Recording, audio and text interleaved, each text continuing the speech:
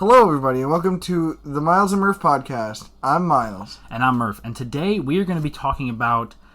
I'm hesitant to call them a duology, but I guess Breath of the Wild and Tears of the Kingdom. Yeah, it's a duology. The Legend of Zelda, Breath of the Wild, and the Legend of Zelda, Tears of the Kingdom. If we get technical, you could argue it's a technical trilogy if you throw Age of Calamity in there. You know, when you said technical trilogy, I was wondering if you were going to say Skyward Sword... And then those two. Because some people are like, it's the Triforce trilogy, which I mean, Okay, okay, hold on. In that logic, it is... Skyward Sword is wisdom, Breath of the Wild is courage, Tears of the Kingdom is power. That's the fan juxtaposition of the three.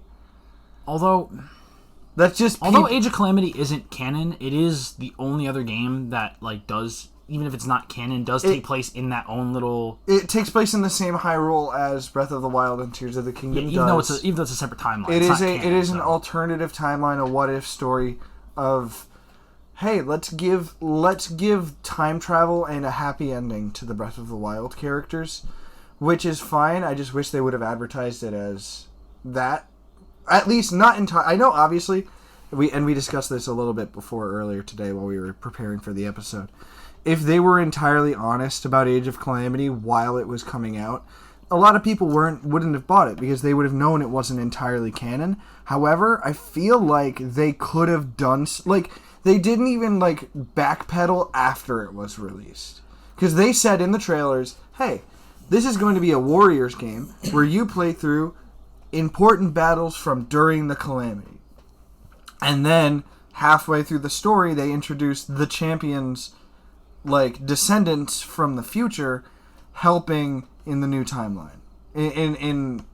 It's annoying. It's a fun game. The gameplay's great. It technically counts for this. I like Hyrule Warriors. I like bringing it up. All right, well, I was going to say that we could get to that later, but I guess we're done talking about that now because that's really all there is to it. There's really not that much more. It's fun. I think it makes more sense to get out of the way because, I don't have any notable memories to talk about with that game. Yeah. Also because I haven't finished it yet.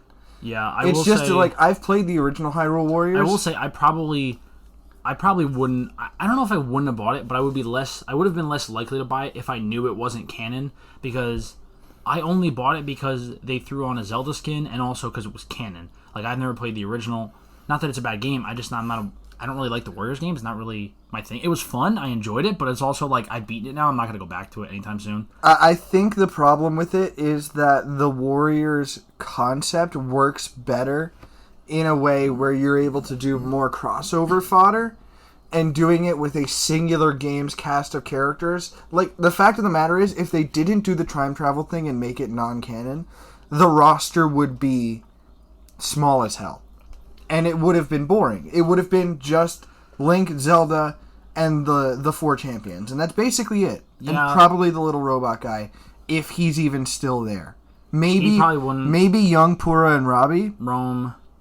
Rome, but then again, he turns into a ghost. He turns into the old man at some point. He dies and is a ghost at that point in the story. No. Or does he fake his death? That doesn't happen at all. That's just an alternate thing as a reference to the game. All right, this isn't about... Whatever. We're here to talk about the main games. That's just a little... Have that first couple minutes as a side thing. Age of Calamity is a fun game. If you like Warriors games, you'll enjoy it. If you like those games, you'll enjoy it. It's just it could have... It's not that the games would be better off without it existing. It's for the sake of this episode, we're not going to get a huge thing into it. I'd like to talk about them at length at a later date, potentially. But you haven't played the original, so we'll maybe save that for a future. Maybe. But Breath of the Wild. So you didn't have a Switch yet when it came out. Yeah, that is... So you were playing it on mine. Well, so what happened is Breath of the Wild comes out. You get it. I got the Switch. It is awesome. I got the Switch very close to its launch, and because of it being Breath of the Wild, that is the only game that I had. I had that, and I think Mario Kart 8 Deluxe dropped on the system right away as well. Probably. So I had just those, and it was, if I remember correctly, it was either junior year or senior year of high school. 2017. Oh wait, no, that's 2017. So that's sophomore year. Actually. That was my junior year. So that was a while ago. I remember bringing in my Switch and playing that after my finals.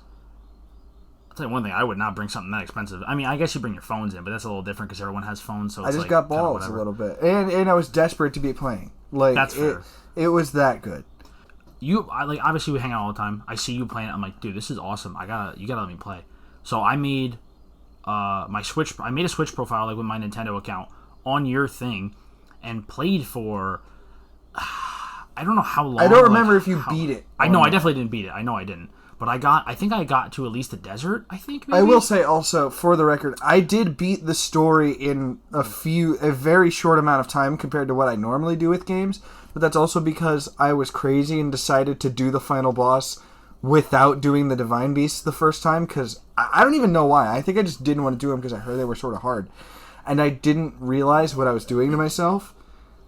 I guess we should probably explain a little bit of context to like what things are if people don't know these games. So okay, yeah. We probably should have started with the spoiler warning for for Breath of the Wild and Tears of the Kingdom. It doesn't really matter for Age of Calamity. I don't want to get a ton into the story because, like, again, not too much, but pretty much. I think we'll just do like a minute long summary for Breath of the Wild because there's like it's enough when you play the story itself of Breath of the Okay, if you're not playing every single bit of content in Breath of the Wild, the story of it is amounted to about 3 cutscenes. It's not that little. It's okay. It's the opening cutscene. The entire plateau. That's about 45 minutes. I feel like it's a little longer than that. Entire plateau. Because the equivalent. If we're talking cutscenes, the equivalent. Oh, I thought you meant just the gameplay. Because I was gonna say the equivalent tutorial area for the next game is at least like. If 2 you're hours. doing absolutely only story stuff, the cutscene wise, elaboration of story is not a lot outside of the stuff that you're forced to see from beginning and ending of the Divine Beasts. Because, you get brief conversations with the champions, who we'll get into in a bit. You get Impa, who is, obviously that's a big deal. But other than that, the story of Breath of the Wild comes more from the memories, which is technically side content. I think the thing about Breath of the Wild is a lot of the important, story, so to speak, is optional. Besides, the ending, and there is more with the DLC, but besides, the ending and a little bit of the beginning, and obviously you're working toward a main goal, I think a lot of the quote-unquote story is more of, the story you make while you're playing it. Yeah, because and that's part of the reason the other part of it, you too, can quite literally just do anything. This is also the first game where Link even though it's the first game with real full voice acting, and Link still isn't fully voice acted, but it is the first game, other than maybe Skyward Sword, where he has an actual, character development arc. Because we see Link do the reverse character development that we see him do in every other game. Because we play as a Link that is already the hero. And we see him turn into more of a human being instead, because he's not being forced to be the princess's appointed knight, because he hasn't been for 100 years.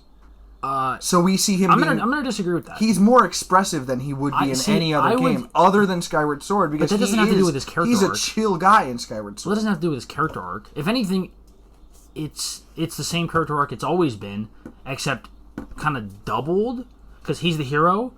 He goes quick summary of the story. You're Link. You're Link. You're the knight. The calamity Ganon happens. He's given up on reincarnation in physical form. He's just a big energy monster. He's like a big smoke pig flying around the countryside of Hyrule. What is it called in the first game? Does it have a separate name that's not Gloom? It is Malice. Malice, that's what it is. He is a being of pure hatred and malice that is embodied by a giant flying smoke pig. So pretty much what happens is Link almost dies protecting Zelda. They take him to this shrine that regeneration? The Shrine of Resurrection. Resurrection. And then 100 years go by. Zelda has been fighting him in a sort of stasis. Yeah, I think just because when you save her at the end, she's not she's the same. She's the exact same age she was when she went in. Just like you are. So you two are both 17, but you're 117. Yeah, so, pretty much. 17 again. Link. Oh my god. So Link wakes up and has doesn't have any memories. I mean, clearly he has like his skill and all that stuff, but he doesn't have like he hears Zelda's voice. Actually, in his head, I think it's sort of is. implied that he doesn't because of the shrines. The shrines are designed by the goddess to teach a hero. Yeah. Okay. Well, at least I was gonna say with the Sheikah Slate ones, I don't think he had the Sheikah Slate originally, so it would make sense for him to have to learn to use that because wasn't that Zelda's originally? It was Zelda's originally, but she didn't have them either. She only had the camera. Oh, well, either way. Because point is the beauty of Link not knowing anything is that if you haven't played the game yet, you don't know anything. Which means you're told what to do. For once, you're put into the same shoes as the hero. Like because you're waking up from this stasis, you're kind of learning as he is. Like they tell you like the main goal. It's like, oh, go here, and then you talk to Impa, and then Impa like fills you in on the big stuff, and that unlocks like all the main quests or like a few of them. Yeah. But it's really just like go anywhere and do what you want. Like if you're good enough, you can quite literally walk straight out of the Shrine of Resurrection, walk up the hill, see the sunset. Like it's a beautiful game. You could see like the whole field and everything. Mind you guys, if you want, you can go. This game originally came out on the Wii U and is still extremely pretty. I mean, it came out at the same time as the Switch version, like the same day. Same day. It's just that the Switch released at the same time. Yeah, I wouldn't necessarily say it came out there first. Because if anything, it's probably like two separate versions. I don't know if it's technically a Wii U port. I don't know how it works because I'm sure the Sheikah Slate is accessible on the gamepad. It 100% is. While you're playing? I think if you use it, it like kind of works like the camera does, except I don't know what it does in the TV. I've never played on the Wii U, so I don't know. I would be interested in obtaining it on the Wii U just to fuck around with it for a bit. Yeah. Plus, you can also mod it. I was gonna say, don't tell Nintendo this, but you can mod things.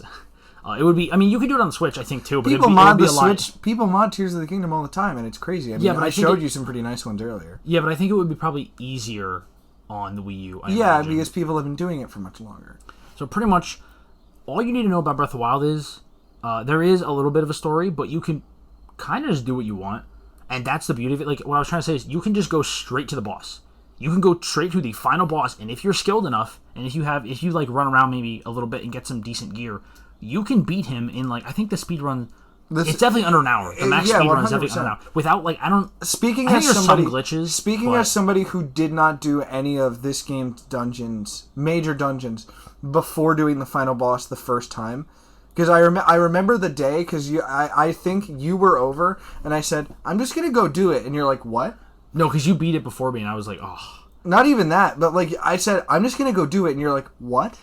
I went and did it, and you were. I just remember the look on your face when I did it. You're just like slack jawed, like it's like oh my god he did it. Well, because like it was impressive to see you good at a game that wasn't Mario Super Sluggers, like you know. Okay, you have that, you have Smash Bros, and you have Zelda. That's it. Yeah, you're right. For a few minutes at a time, I harness lore accurate Link. Yeah. yeah. For like I don't know what it is about this game, but it's one of the few games that like cracked at Fortnite much, but like God. Listen. What?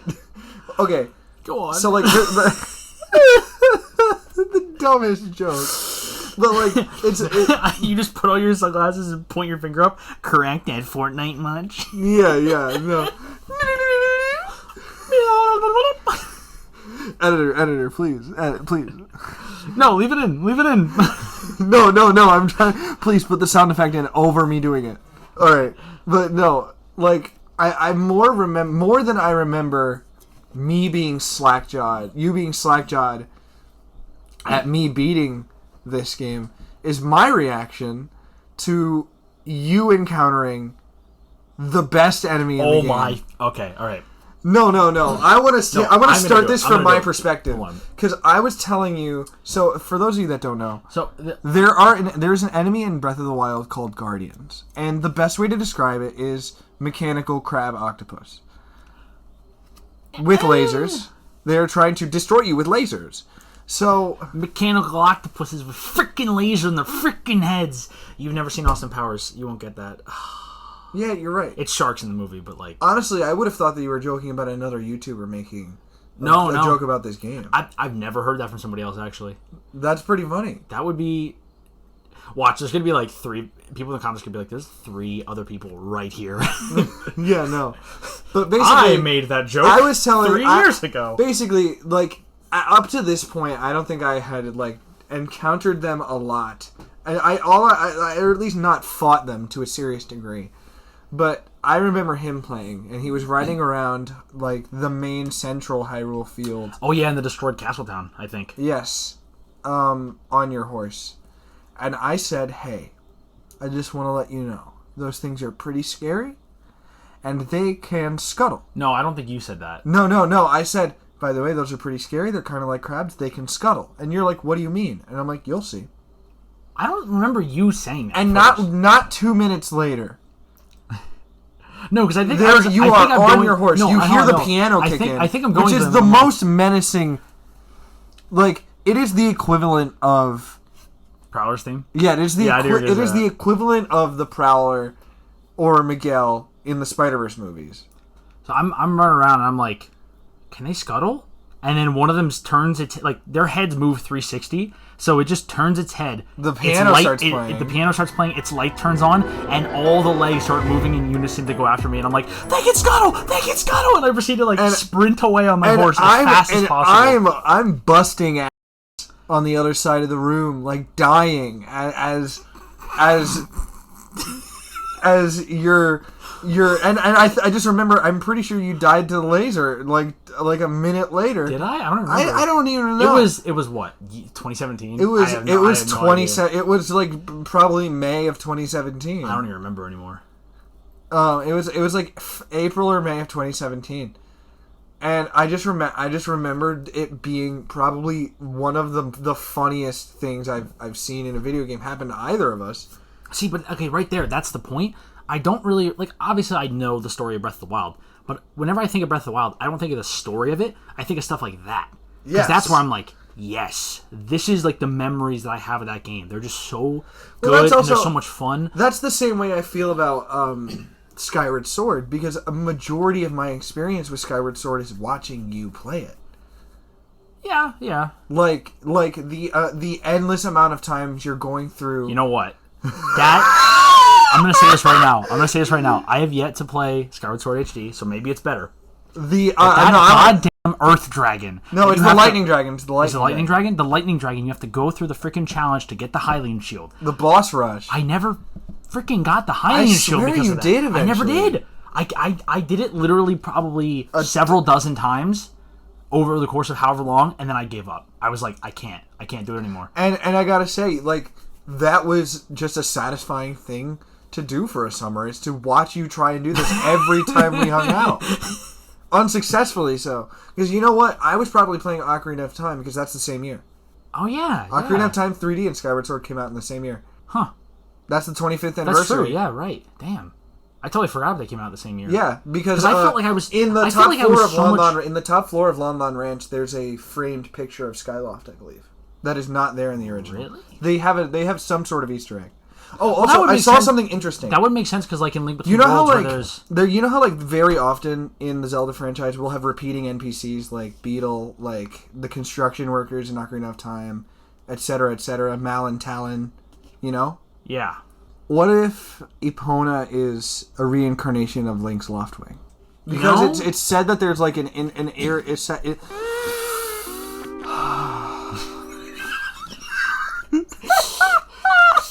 There's an inseparable bond between Loftwings and their riders. Potentially. What I was trying to say before I was so rudely interrupted.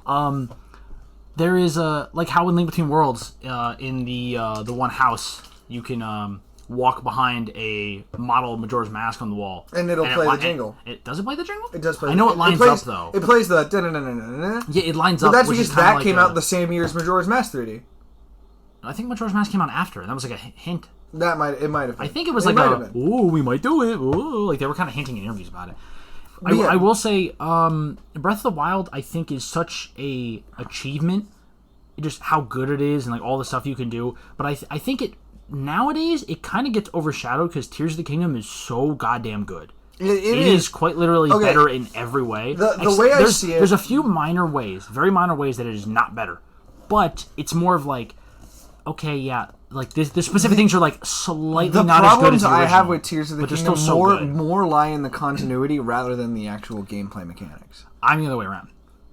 Because I don't think it's the things are not that important. I can get over it. It's like the gameplay that I'm like, I have to deal with all the time. I'm like, I'm a little anal about like the explanation. Like, I want explanations for it. And Breath of the Wild and Tears of the Kingdom occasionally don't do good jobs at that. Breath of the Wild does a pretty great job from a lot of aspects. Tears of the Kingdom, I understand that they had to do it because they wanted to make it so that if you didn't play Breath of the Wild, you wouldn't be confused. But if I have save data on my system, you can use it for a little bit more than just giving me my horses.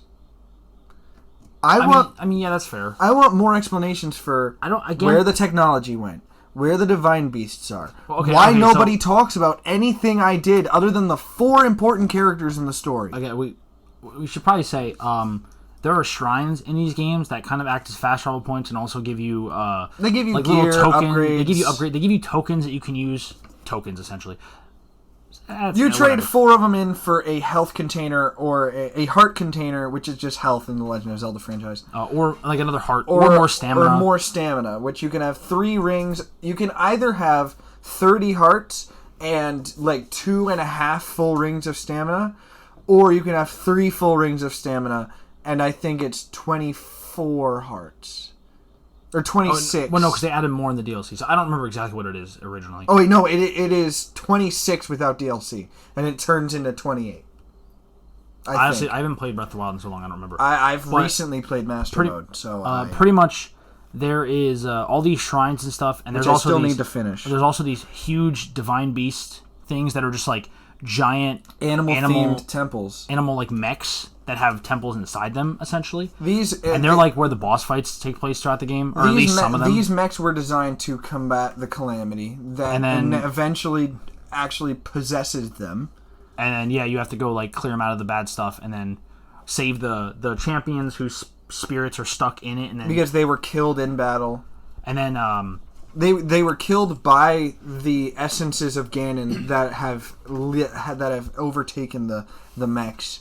Also, little fun fact, because I keep bringing it up recently, because I'm sure I've sent it to you multiple times recently.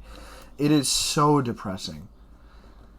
In the theme songs of the Divine Beasts, oh yeah, you can hear Morse code of SOSs from each of them, and judging by when they are in the song or the frequency of the tones of them, you can tell like that it like is emblematic of those characters' personalities. Like Rivali being a confident dick. His seemed very frantic because he's just realizing, oh, I actually can't handle myself. Suddenly doing it. Meanwhile, Mipha's comes in very early because she's not a fighter. Mm-hmm. And it's just really, really depressing when you hear it. Because it's in Morse code, so like normal people or people that don't know it. That's one of the things I love about these games. Nintendo's great. That's so subtle. Nintendo's great. Nobody would know that. Nintendo's great with details and stuff in general, but with these games specifically, the detail is absolutely insane. In Breath of the Wild, it's what are you talking about? It's arguably better in Tears of the Kingdom. When it comes to like design stuff, for example. Story details, Tears of the Kingdom can, like... Alright, I'm just going to finish up Breath of the Wild quick. So, you beat Ganon... Oh, wait, we didn't talk about the abilities at all. That's a big part of Breath of the Wild. We'll get to that when we, like, compare them. Oh, yeah. So, you beat the bad guy, you go beat Ganon, it's a cool, like... There's the first boss fight, which is... cool, but like it's a fun fight, but it's a little lame because it's just like another thing. It's okay. The 4 divine beasts all have a boss that uses a giant like malice-ified version of the champion's weapon, like the kind of the fire one uses a big mace. The lightning one uses a bow. No, the lightning one uses a sword and shield. The water one uses a spear and You saying Revali uses a bow? The wind one uses a bow. Windblight Ganon uses a bow. Fireblight Ganon uses a club-like thing. Waterblight Ganon uses a spear. And what's Thunderblight Ganon? Thunderblight Ganon uses a sword and shield like Urbosa. I think those aspects of the boss fight, including some of the design, are then reused for the Calamity Ganon fight, which is like a big, like, 8, 9, 10-legged being that looks sort of like an amalgamation of a bunch of Sheikah technology and Malice that, like, takes design and boss fight cues from those earlier boss fights. See, I think the boss fights are cool. Like, they're fun to play and they're pretty neat, but, like, they're not my favorite, especially in comparison to Tears of the Kingdom. Because Tears of the Kingdom has better boss fights. I think that... Well, I also think it's because Tears of the Kingdom... Breath of the Wilds are more combat-based. Tears of the Kingdoms are more mechanic-based. Yeah, that's fair. That's because true. Tears of the King... Because, like, obviously, like, all you want, like, you can just fight the things in Tears of the Kingdom, but in Tears of the Kingdom, you're not beating Magma Goma without Daruk. You're not beating Queen Gibdo without Riju's lightning. Yeah. Which also, shout out to Riju. Best candidate from Tears of the Kingdom to be put into Smash. Fair. Anyway, so the bosses are cool. Not my favorite. So anyway, like, there's the first stage of Ganon that, like he said, is like a kind of amalgamation of all of them.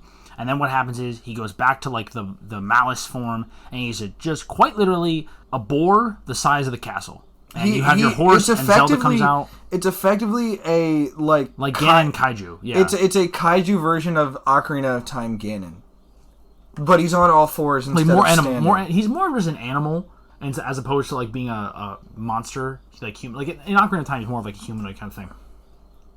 But Zelda comes out after, because Ganon's free, so that means Zelda's free, and she's like, "Here, take this bow of light," which is like no. She's inside of him. Is she? The bow of light comes from outside of his forehead where she's sealed. I don't remember that. Either way, she gives you... I've recently played it. I've tried to beat that boss fight in Master Mode, and I couldn't because he kept healing. Either way, Zelda gives you the bow, you defeat Ganon, and the only real difference is, in the endings, is if you defeated all the divine beasts. If you defeated all the divine beasts and found all the memories... Actually, I don't know if the divine beasts... account for this. The Divine Beasts... They might. I'm not sure. The Divine Beasts still... the only difference is for the Divine Beasts is... The difference is the cutscene at the beginning.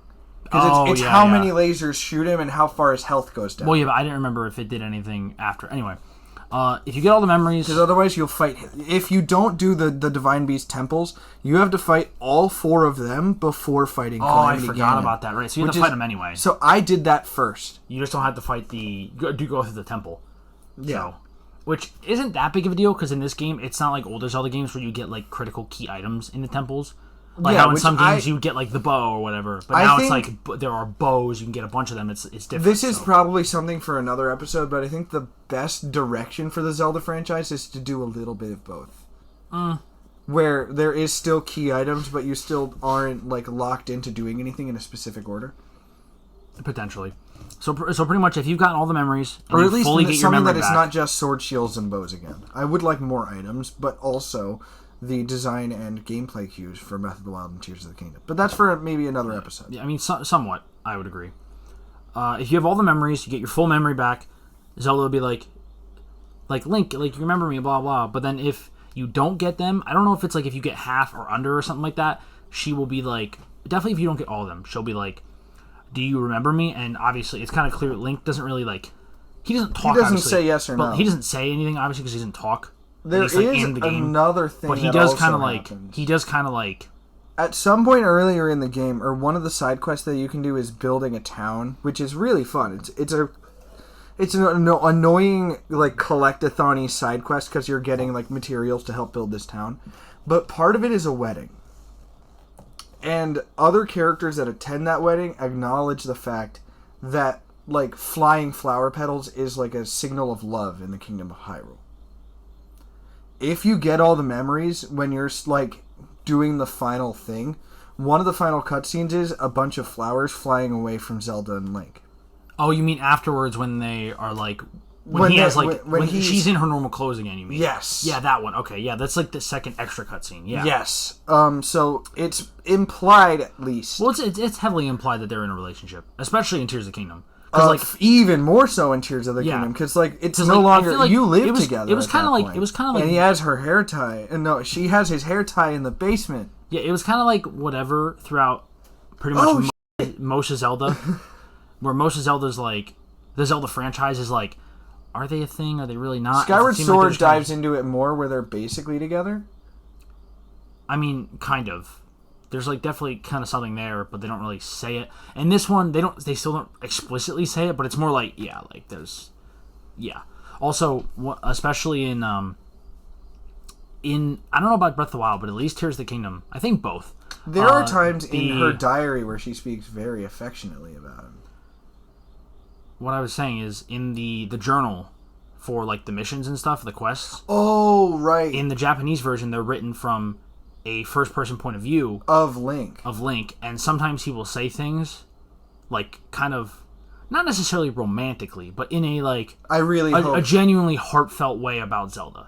Like he'll say like, oh, I can't wait. I think one of the things is like he says at the end of one of the things is like, I can't wait to see her smile again or something like that. That's the big one that I remember. It's like okay, yeah. There's definitely. Even if there's not like an actual, if they're not a couple, there's definitely feelings there. But they're kind of intertwined, like. Quite literally forever, yeah.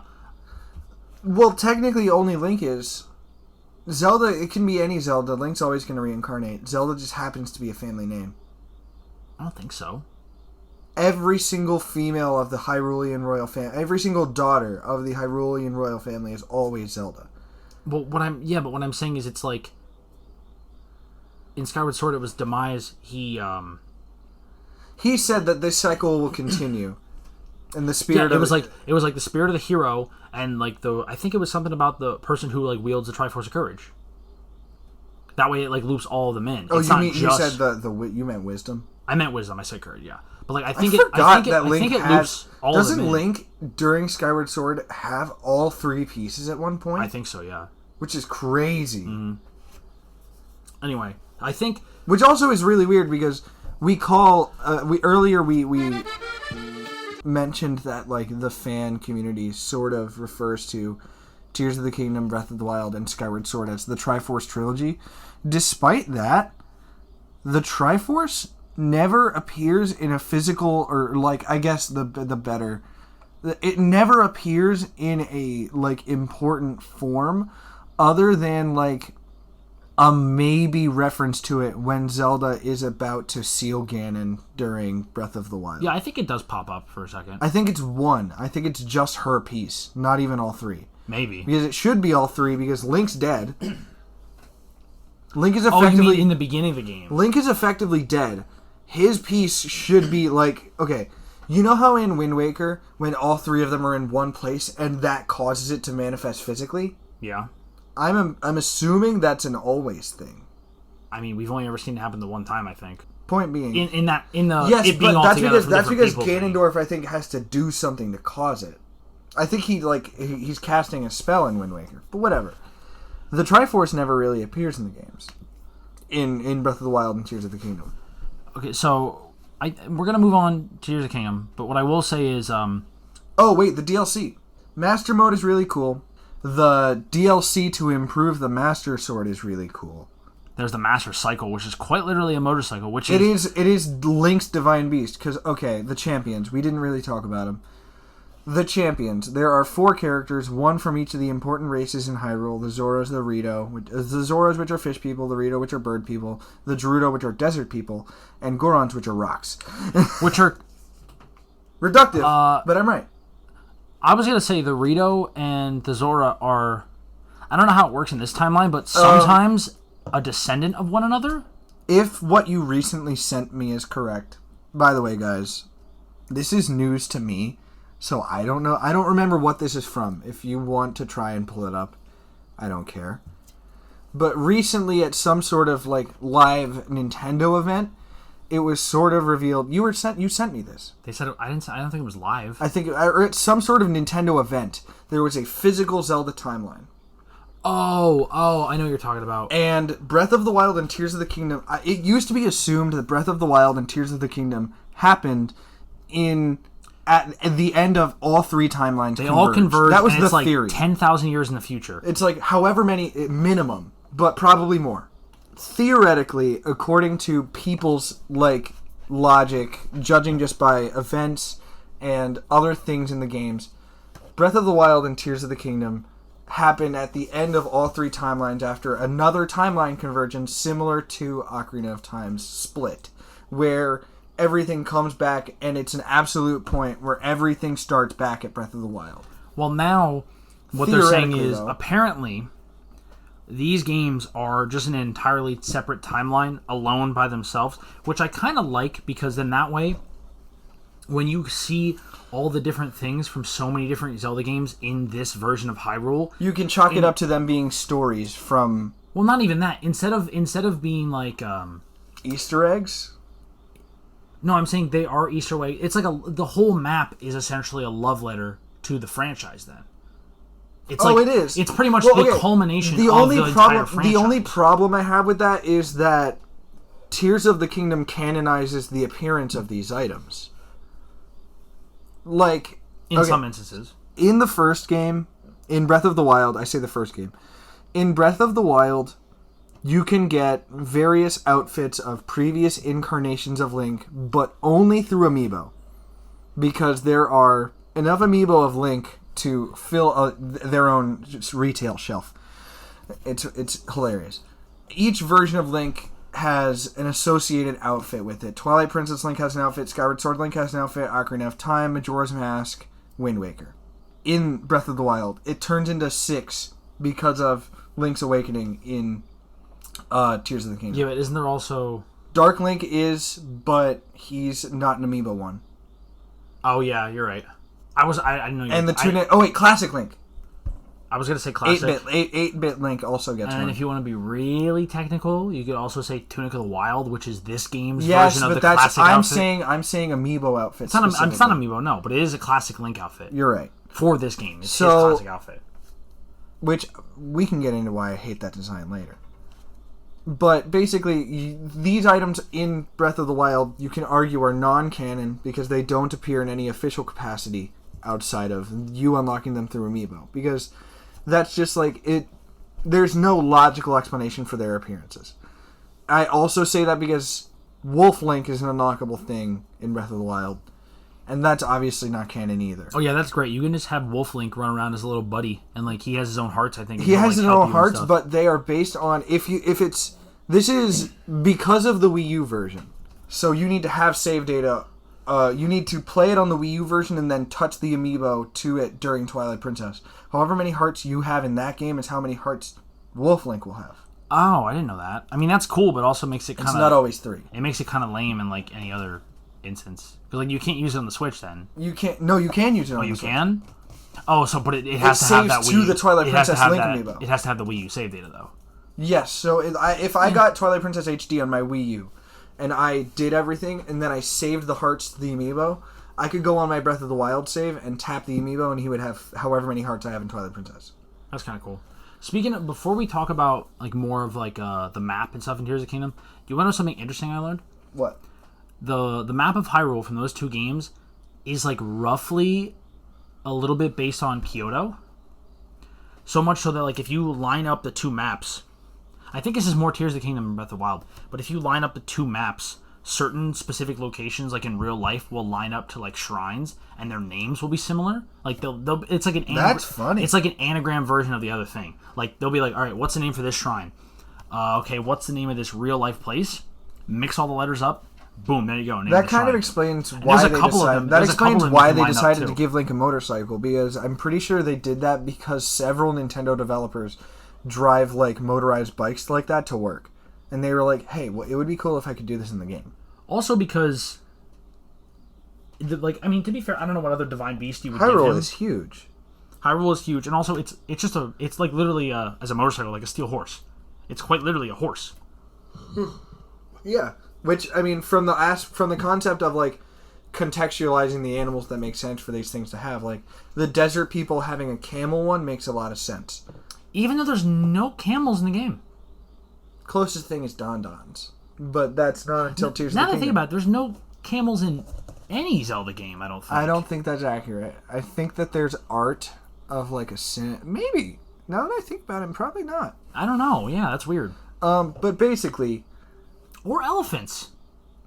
Because the Zora's Divine Beast is an elephant. I can't remember the designs of... Something is telling me that one of the Link's Awakening bosses is loosely based on an elephant, but I could be entirely wrong. I'm not sure. The Rito one is a bird. It's a bird. There's a lot of birds. It's not a specific bird. It's just the biggest bird, honestly. The biggest bird. I'm the biggest bird. Perhaps. Get that out of here. And the Goron one is just a salamander. It's a lizard. It's a fire lizard. He's a little guy, except he's a huge guy. He's a huge little guy. Yes, he's a big little guy. He's great. He is the fire temple. But speaking of games with good fire temples, better fire temples, we should move on to Tears of the Kingdom. I think to start with Tears of the Kingdom is, although there is still like not a lot of. There's not a lot of important story to talk about. Not a lot of story, but it's more of like. Okay, the problem... it has more and better story in comparison to Breath of the Wild, but in comparison to some games that are really story-heavy, or even, like, I'd say an average game, it's maybe a little less than average. Yes. The problem I have... But again, that lends it to the whole thing of the world, you make your own kind of story. Because obviously there is, like, a narrative.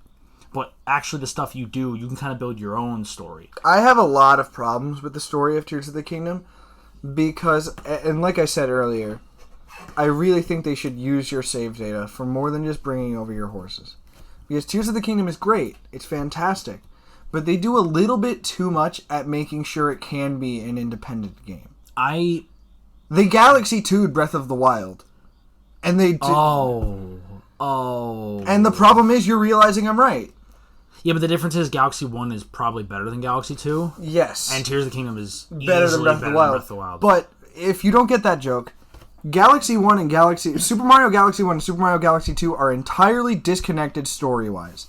Other than Rosalina vaguely referencing the events of Galaxy 1 once she's on Starship Mario in Galaxy 2. Yeah, but doesn't it retcon like that whole game into like a little cutscene or something like that? It does. Basically, I haven't played it in a long time. Basically, what happens at the end of Mario Galaxy 1 is sort of...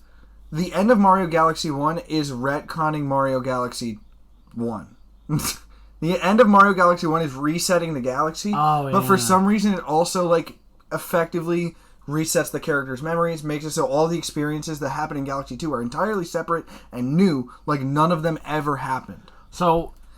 Tears of the Kingdom does that in a way. To a less extent. Because they make it so that way you can play Tears of the Kingdom without having played Breath of the Wild. Which is a good thing for people that haven't played Breath of the Wild, but it's annoying if you have. Even though you should. It's annoying if you play have. both. They go together very well. Because it means that you're going to be playing through this wondering, why does everything that I did in the first game seem to be unacknowledged? I mean, yes and no. They don't reference Sheikah technology literally at all, other than what they use to make the towers. They don't reference the Divine Beasts other than a 5-minute cutscene in a class about it in one of the side quests. When you're working at the school. Mm-hmm. The entire story of Tears of the Kingdom is a copy and paste. Hey, there's something going on relating to maybe Zelda in one of the 4 regions, in the 4 major regions of the world. And those 4 characters, which are the sages in this game, the descendants of the champion in the first game, are the only characters that really acknowledge what you did, other than maybe Hudson and Purah. And Purah. And I think Hudson's wife. Yes, she does vaguely, but it's not like a ton. Like, Bolson doesn't remember you at all. Even though you're the literal last house he worked on as a worker. He retired after working on your house. Yeah, but you gotta think. You were at his best friend's wedding. Look, I understand what you're thinking, but I also think you're like, oh, well, this is right after. Years have taken place in between this. You're telling me that word doesn't travel about the hero doing all this stuff? I should be walking up to people and people being like, potentially, oh my god, you're the hero. You have the Master Sword. You're Link. Everybody knows you. Everybody loves you because you're traveling around the world with Zelda. Myles, not everybody's going to remember him. I don't know why you don't understand that. I've had people that I went to school with and had classes with for the whole year, sometimes multiple years, who will look me in the face and have no idea who I am. Some people are just like that. And look, are they using that kind of thing to kind of just make it so it's a fresh, new experience? To an extent, yeah. But at the same time, like, it's fine. Like, yeah, okay, I understand those are perfectly valid criticisms. Still one of the best games ever made. It is. Even with all that. It's just like, give me a tiny bit more continuity in that realm. Like, okay, which is like, also why I like, have an equal amount of issue with them just saying, oh, it's time travel, by the way. Like, look, with the Sheikah technology being gone, you can just be like, all right. It outlived it. Should they have thrown a line in there like, we got rid of it because we didn't want it to anything bad to happen again? They should have maybe thrown a line in somewhere. But at the Probably same time, Pura, the main person working on it. But at the same time, use your brain, infer that, or at the fact that they just were like, we're just not going to acknowledge it because it's gone. Here's the other problem. It doesn't really matter. I do believe it was. It doesn't have to be explained. I believe it was acknowledged in an interview afterward, which makes me mad because if, for all we know, he comes up with this answer on the spot and it's not the real answer. But basically, I think he says something along the lines of the divine beasts just disappeared because they fulfilled their purpose. That's very possible. And that's fine. That's an answer. But because it's not the game telling us that answer, we have to assume he could have came up with that on the spot and it's not the real one. Okay, the problem is, even if there was a concrete answer in the game, it does not make the game any better. Yes, it does. No, it doesn't. Who cares? Me. Why? Because I like content. I want to know. Yeah, I do too, but like, at the same time, it's not that big of a deal. It's different when it's the other Zelda games where it's like story from this game and story from this game times together really well. And like these obviously do. And I will say, them deciding whether or not it was a conscious decision the whole time or if it's a recent thing, them deciding to be like, hey, we're going to disconnect these from the franchise is better in the long run. I prefer that, honestly. Because of the fact of when they do the time travel, it does screw over like a huge amount of stuff. Because when they were like, okay, spoilers, by the way, we said it at the beginning, but I gotta get into a little bit. Hold on. I think we hold off on that. No, you're gonna wait. Because we didn't even like talk about the beginning of the game. I'm getting for the people who. That is the beginning of the game. I thought you were gonna talk about like later when they establish everything because they don't know right away. No, I'm starting. Well, I'm starting off with it. Look, Zelda and Link are. The game starts off. You're exploring a tunnel under Hyrule Castle. You're like, these are secret tunnels. We didn't know about the secret tunnel. I'm sorry. It was just compulsive. I had to say it. You're like, oh, we didn't know these were here. You go down there, you find this freaking mummy with a hand on him. You're like, what the hell? This mummy is design-wise very obviously Ganondorf from a distance. You can tell. We knew in the trailers. We knew right away. Yeah, he's very large. He's got gold jewelry. He's got red hair. Like, it's clearly Ganondorf, 100%. Dehydrated Ganondorf, so to speak. Like he is very much a corpse that has leathery fucking like he was decomposed skin. They put him in the air fryer a little too long. He's a little too crispy. I wouldn't say that. I couldn't remember the name of the thing that people use to make beef jerky. I don't know if it's just a dehydrator. It's a dehydrator. Okay, well, they put him in the dehydrator a little too long. I'm going to save this. You're going to stop talking for a few minutes. I'm going to say... No, stop it. You lost your privileges. It's my turn to take this back. No. We're taking it back. So Jesus, take the wheel. A third voice just starts talking. Yeah. I was going to let that sit for a minute. Like, I wasn't sure if that was what we wanted to run with. But, I mean, all right. So, you're in this cave. Ganondorf comes back alive. He's like, hey, get the fuck out of here. And he just like... He starts to literally shoot the castle into the sky. But not before you try to attack him. And the Master Sword just breaks. And he's like... skill issue. Oh, by the way, this all happens because you walk up to him and there's a hand holding him in place with a rock attached to it. The rock detaches from the hand falls off of him, breaking the seal. Zelda picks up the rock. Without telling you much, she's going to eat that shit like a gummy bear later. So... so, basically... Master Sword, shattered. Link's right arm, gone. Gummy bear, snatched. So, basically... Zelda? Poof. Yeah, she literally vanishes into light. And what we aren't told at that moment, but we are later told through cutscenes and memories, is that it is time travel. And that Zelda time travels back to the founding of Hyrule. And if this took place in the original Zelda timeline... I think it's the founding of the first Hyrule. I think they specify They just say the founding of Hyrule. I feel like they say the first The Hyrule. developers of the game did say something about this afterward. It's like, anybody who's confused about the timeline... I think they say something along the lines of, anybody who is confused about the timeline, we never said it was the founding of the first Hyrule. We said it was the founding of Hyrule. Hyrule could have been founded multiple times. After tragedies, after wars, after whatever. And that was a solid answer. Again, one that should have been said in-game instead of an interview, because that's not confirmation. The fact that it's now outside of the timeline means it doesn't matter. Yeah. So, Ganondorf uses what little power he has left to literally move mountains and shove Hyrule Castle into the sky, and also suddenly there's a ton of islands above the sky, above the surface, floating in the sky, that were not there in Breath of the Wild, which is also why it being time travel doesn't make sense, because where were they? I don't know if they say this in the game, but I feel like, or at the very least... Because they don't come from the only island that comes from the surface is Breath of the Wild. It is the castle, I mean.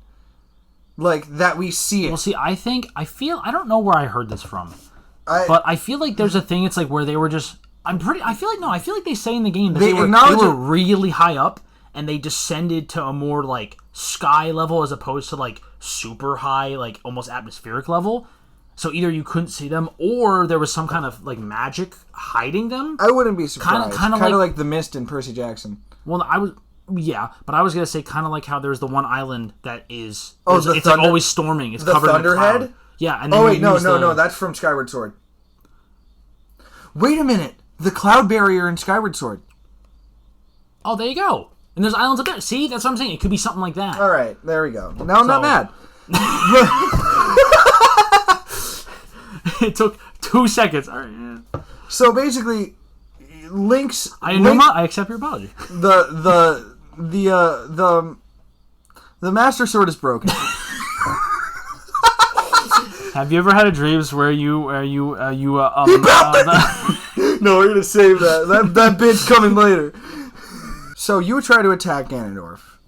He breaks the Master Sword. It shatters into a bunch of pieces. He also rips the hell out of your arm, just with magic. By the way, you start this game with full heart, full stamina, and in one cutscene you are nerfed back to 0. Well, because the Malice breaks the Master Sword, travels up the sword, up your arm. He doesn't, like, rip your arm off, but as soon as the Malice kind of goes away, your arm is, like... shriveled. It's, like, shriveled and, like, charred and just gross, and Link is just like... I can't use that anymore. So you wake up on a sky island with somebody else's arm. And you're like... Yeah. You pick up the broken Master Sword, which eventually will break even further later. But you're on this island and you're basically... No, you if you use it, it'll break and it'll disappear. Oh, you can use it, right? Oh, I thought you meant no, because you carry it and then you give it. And yeah, it will break like a regular weapon, and then you're basically thrown into the Great Plateau segment from Breath of the Wild, but on a giant flying island. Arguably better. Oh yeah, the tutorial section of Tears of the Kingdom is way better, but it's also the same way where, just like the Great Plateau, you're introduced to the abilities of the game, which I think is a good time for us to briefly speak about the 4 abilities from Breath of the Wild, the 4 abilities from Tears of the Kingdom, talk about which ones are better. Ultra Hand is easily, like, the best ability in any video game I've ever had. So the thing is, I feel like some of the abilities I don't really use that often in Tears of the Kingdom, but because of how good Ultra Hand is, it outweighs the others. Like, Recall, so there's Ultra Hand, which is pretty much... You can pick up almost anything and then stick it to other things to build... Machines. Almost anything. with a box of scraps. Listen. All I'm saying is Tony Stark built this in a cave with a box of scraps, and now you're Tony Stark. And now Link can build anything in a cave with a box of scraps, with his own personal box of Zonai scraps. Yes. So you want to build an F-16 to bomb Ganondorf's compound? Do it. You can do it. What? You want to crucify a Korok and with rockets on it and send it to Mars? You can do it. Personally, I prefer the rotisserie method. If you want to have a Korok be the first person to Mars before Elon could do it, go ahead. That's not a person. How dare you? How dare you judge a Korok? That's a leaf man at best. They used to be the Kokiri. Which is people. No, not in this timeline. Oh, the timeline. Okay, we don't know that. Shut up. So basically, you're on this island, you have abilities. Ultra Hand is like better Magnesis from the first game. Magnesis, you can only use it on metal. Recall is better Stasis. The only thing is, Stasis is a little cooler. I like being able to launch things. But you can use Recall to do Stasis, basically. I feel like unless you're really... you can also stop momentum. Unless you're really creative, Recall is not as useful in most combat scenarios. It is more overall useful, but Stasis is more like... You can use it for combat. No, I'm saying you spin can. around like a tree trunk and then Recall it to hit all the enemies. No, I'm saying you can, but... I'd say more so it's a very good utility as opposed to a combat thing. Stasis is like... You can drop something off the edge of the Sky Island and pick it back up from the surface, and it's crazy. Yeah. You get auto build, which is basically just like Ultra Hand on crack, where you can rebuild things you've already built. That's a secret ability that you get in the basement. I'm going to call it the basement. The basement of the world. The basement of the world. By the way, the map of Tears of the Kingdom... Yeah, it kind of is. The map of Tears of the Kingdom is not just like different somehow in the way that it is more than double the size of the last game.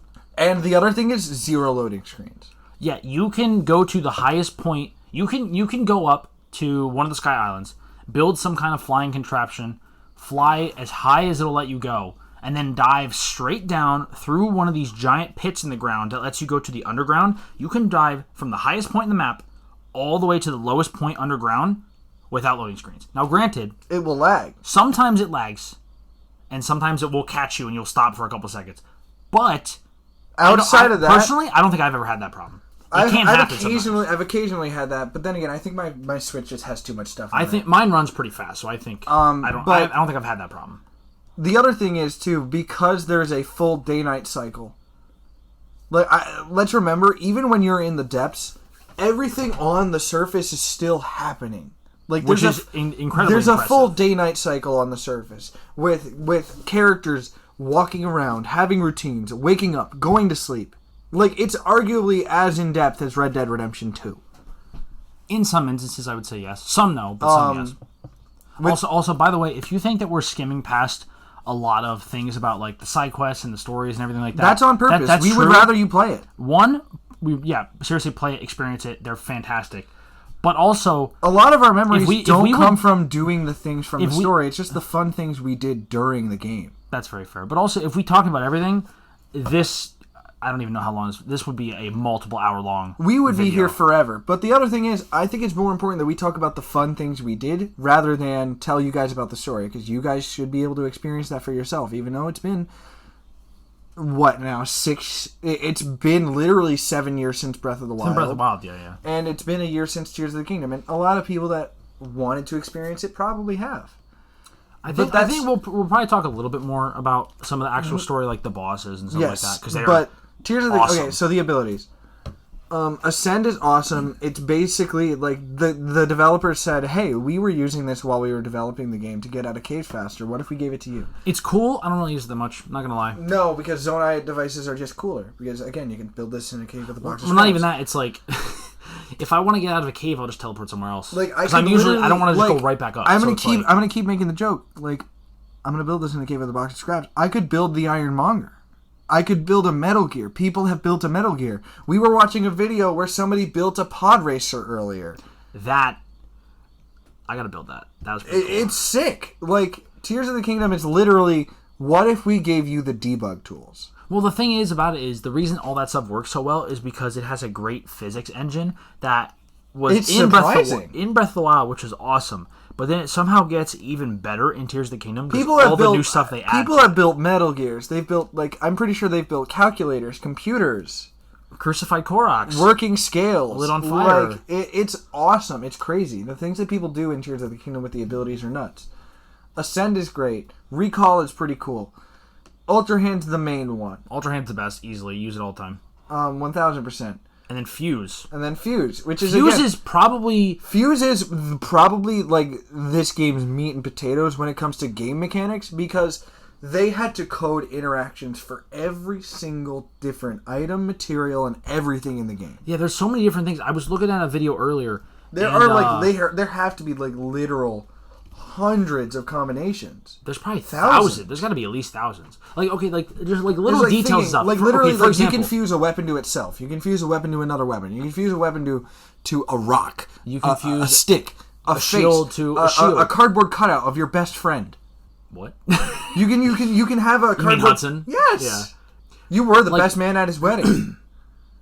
Oh yeah, I don't really remember that quest, honestly. But that's another thing. I built that damn town. They said as long as I stay there, the rent would be free. And I go to that town in Tears of the Kingdom and the rent is not free?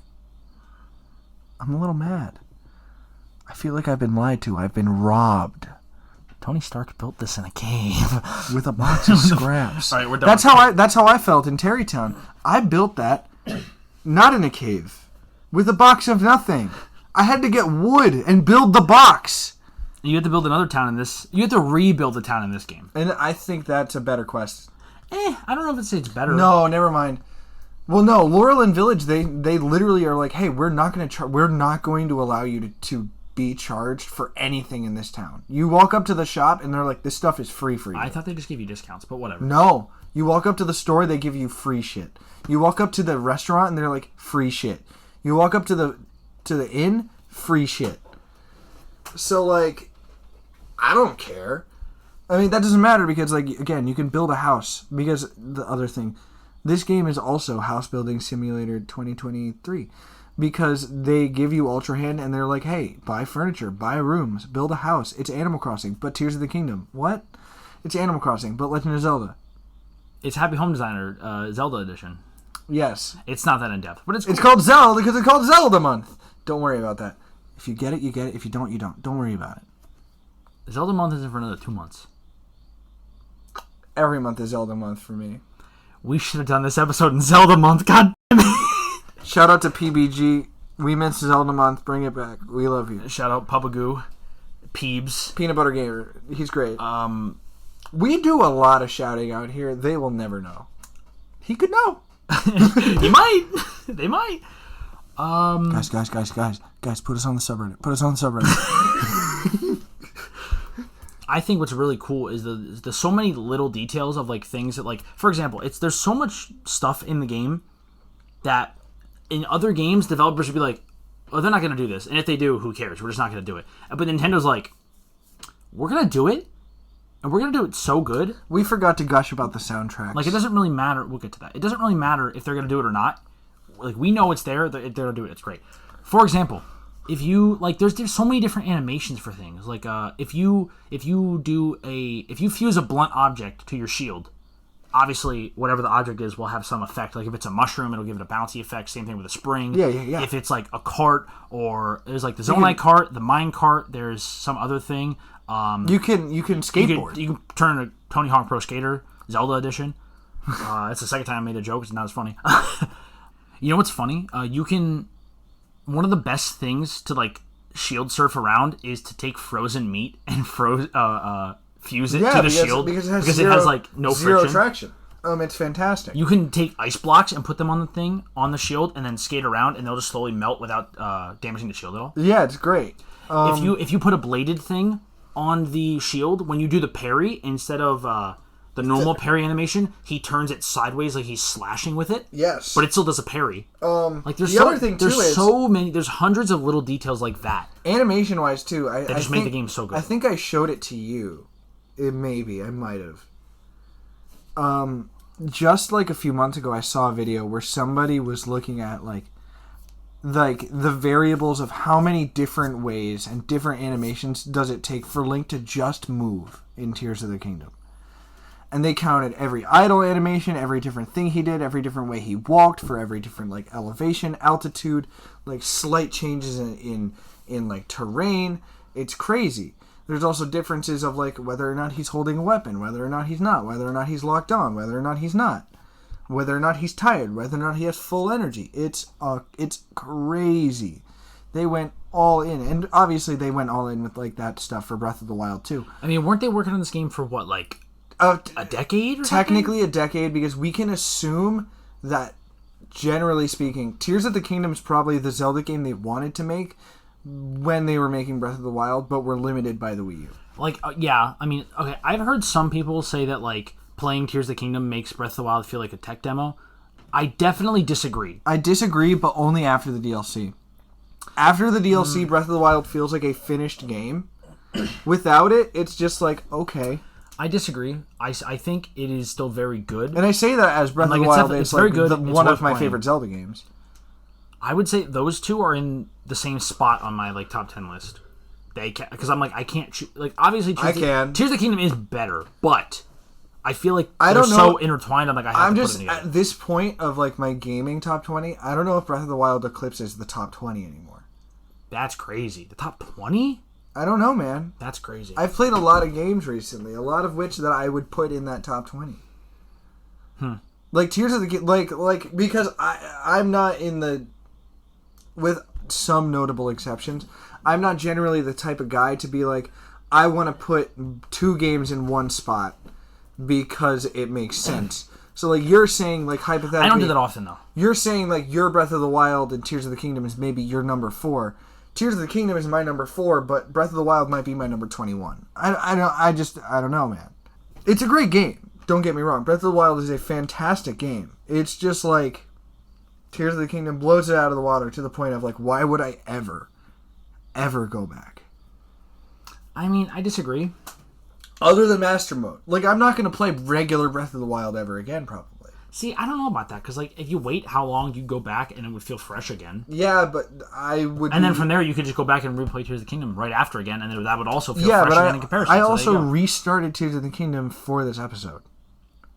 Yeah, but you said you want to do that before, so I wouldn't necessarily say it's for the episode. Yeah, but I wanted to get a refresher on specifically the beginning, the Great Sky Island, the beginning, the Great Plateau segment, and the beginning abilities. But I also, when it comes to abilities, because again, I don't want to talk a ton about the story up until like when we didn't talk about the other ones from Breath of the Wild. No, not the champion abilities, which is where I'm getting here. What is it? Cryonis? Cryonis is kind of lame. It's useless. Especially in Tears of the Kingdom when you can just like shoot an ice arrow or just like with some kind of ice arrow, like an ice fruit or some kind of freezing thing. What's the other one? Stasis, Magnesis, Cryonis. What's the last one? That's it. There's not 3. There's 4. Bombs. Oh, the bombs, which are just an item in Tears of the Kingdom. Yeah, that is better. It's bomb flowers, like original, like Ocarina of Time. No, it's. Oh yeah. Breath of Ocarina of Time. I think maybe Majora's Mask. Maybe it's probably Princess. Don't think so. I'm not sure. And Skyward Sword. Mm-hmm. You know what's something interesting I learned? So you know how he just kind of pulls the bombs out of nowhere? There's Breath of the Wild. Breath of the Wild. There's... Oh, wait, it's 2 bombs. It's square bombs and round bombs. Yeah, so one rolls, one doesn't. But what's interesting about that is they have little, like, circular, like, kind of pull tabs on them almost. There is that same little pull tab on the bottom of the Sheikah Slate. So I think he quite literally grabs it and pulls it straight out. That's weird. And they just kind of, like, appear, you know? Because to be fair, where else would it come from? Because obviously it's from the Sheikah Slate. It's a Sheikah Slate power, but like... they're just kind of materialize into your hand. I think what happens is he quite literally pulls the all tab of thing the other and all of the other ones, he, like, for stasis, he pulls out the tablet. Yeah. But yeah, the abilities in comparison, like Tears of the Kingdom's abilities feel like they were, like... In Breath of the Wild, it feels like the world was designed around your abilities. In Tears of the Kingdom, it feels like your abilities are designed around the world because it's a sequel. Kind of. I mean, the map is definitely different, but it's also a large chunks of it are different, but also so much of it is the same. Like, obviously, excluding what they added. So yes, and I think that does it for the better. Honestly, I would very much like it to have the same Hyrule appearing in multiple games again. Yeah. Like, I would love to see a non-Majora's Mask Ocarina of Time sequel. Also Link Between Worlds. It's like the same.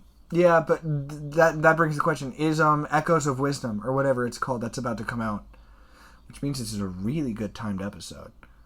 Oh yeah. Is about to come out at the time of recording? I don't know if that's has anything to do with Link's Awakening. I don't know. No, that's not what I'm saying. I'm saying, is that a similar or same map to A Link to the Past? Oh, and A Link Between I thought you were going to say Link. No, it's not the same map as Link's Awakening because it's not on the island. It's in Hyrule. Oh. I don't know. I actually don't know. Because it makes me wonder if that means this is another sequel to Link's Awakening in the timeline. Because that means it throws the Oracle games out of... Or maybe it's after the Oracle games? Who knows? The timeline's too messed up. Well, there's, like I said, at that event where there's some live event where they showed the revised timeline. I think there were other things that were changed. But whatever the person said, whoever wrote the article or reported on it or whatever, they were talking about Breath of the Wild and Tears of the Kingdom being their own separate things. But I think they might have mentioned, I don't think they said what, but I think they mentioned that other things had moved. At least a little bit. I don't think it was like, they didn't suddenly put Majora's Mask in a separate timeline or something like that. Yes. That would be weird. But I think, real quick, we should talk about the champion abilities with the bosses. Because they're pretty much necessary to beat the bosses. No, they're not. The champion, to an extent. The entire point is you don't get the champion abilities until after you beat them. You use it during the fight, though. No, you don't. Yes, you do. No, you don't. Myles. For example, Goma. You fight Goma. Oh, you mean Novo. No, I thought we were talking about Breath of the Wild ones. Oh, no, I'm talking about Tears of the Kingdom. We can just directly compare them. So, for example, each of the four... You can choose the boss fights in any order, so it doesn't really matter what in both games. In both games. The bosses in Tears of the Kingdom are so much better. For example, the Goron area boss fight is a reincarnated Goma. I mean, I don't know if it's really reincarnated, but it's Goma. It's another design of Goma. It's my least favorite concept of a boss in the entire franchise. Yes, because you're a little bitch when it comes to spiders. First of all, that's true. Even though Goma does not look that much like a spider. Listen, in Ocarina of Time, I was more scared of the noises. The idea of a spider being large enough to make noises like that was terrifying to me when I was that young. Fair enough. And even more so in Twilight Princess, which is why I'm not looking forward to playing that when I get the chance. Anyway, Goma, for example, this is the first time I've liked a Goma design. I mean... Goma in Wind Waker is pretty cool. Yeah, the kind of like almost spider, scorpion kind of fire thing. Millipede. Yeah, it's kind of a mixture of bugs in general. Goma's not necessarily a spider, so to speak, but like more has like spider-like properties. In Twilight Princess, it is a straight-up tarantula. That's one game, though. Goma's been in a lot of games before and Terrifying. Not really. In that game, it is. Maybe. Twilight Princess is a horror game. It's not a horror game.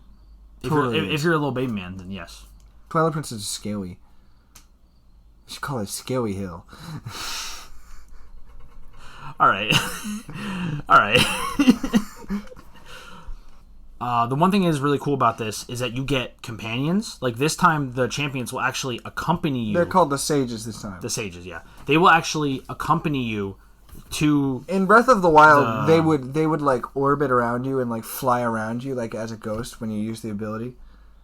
Oh yeah, that's what I meant.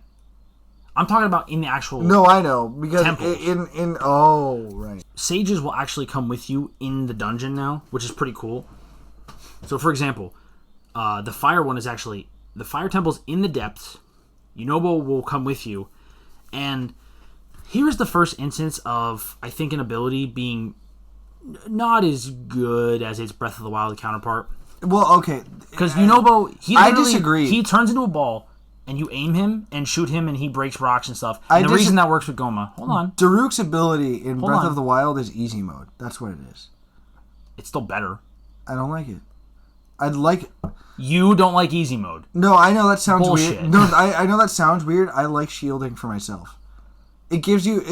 you can't parry Guardian... It literally removes your ability to do Guardian lasers. Yes, but like... Because it'll trump your ability to do it. Yunobo's thing sucks, though.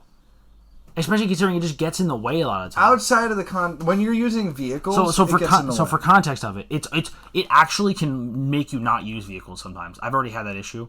So pretty much, Yunobo will spin in a ball in front of you, you angle him, and you shoot him. You shoot him because he's a Goron, and they roll. Yeah, they roll. And there's fire. He sets on fire. Oh yeah. And the reason it's in context for the Goma fight, Goma has like armored like rock legs, and it's kind of a circular dome arena almost. So you shoot him in a direction, he'll like roll up, and then he can hit the legs and break them, and then you can do damage and all that stuff. And if Goma's climbing around on the ceiling, he'll roll up the sides of the walls. So it's like that one time that Phineas and Ferb built like a 3-dimensional soccer field. You're looking at me like I'm wrong. I just have no idea what you're talking about. What? I watched Phineas and Ferb. I have no idea what you're talking about. So so that's no. So that's that fight, and obviously there's more to it. Play the game. Yunobo's entire thing is I'm gonna roll around and destroy rocks. The problem is that's the about only time he's useful. Daruk's thing in the first game. It's just a 3. How many is it? I don't remember. I think it's 2. No, I don't remember if the DLC makes it more and less time, or if it's just less time and it's always 3. Yeah, it might. It's basically it's an occasional use force field that you don't have to shield for. You press the shield button and you get a force field. And it just blocks an instance of damage. Yeah, it just takes pretty much anything. So, like, even the strongest hits in the game, blocked. Is it boring? Yes. Is it good? Yes. It's very good. 3 instances of blocking any amount of damage. Okay, yeah, but that's just Sidon's ability, but worse. It's better than Sidon's ability. Yeah, but no, because Sidon's thing we'll get to you can use as a projectile. Yeah, I don't, though. They're lame. I love everything about the game except for the champion abilities. They suck. I disagree. Yunobo. So, okay, after you get the champions, they get their secret stone, which is like these magic things, like the stone that Zelda got earlier. It's like, oh, these power things. And then the one that she eats like a gummy bear? Yes. Later. Yeah, and then it's like, I can't... Actually, technically earlier, because it would have happened in the past. Yeah, time travel, whatever.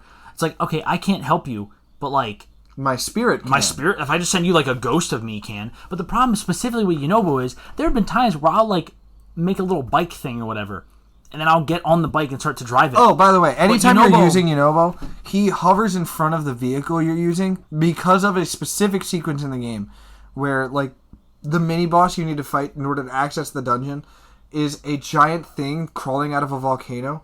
So they have it coded so that way Yunobo will hover in front of you, defying the laws of physics, he's a giant fat rock man, and hover in front of you and the plane that you're using. Yeah, we'll say it's a plane. It's a plane.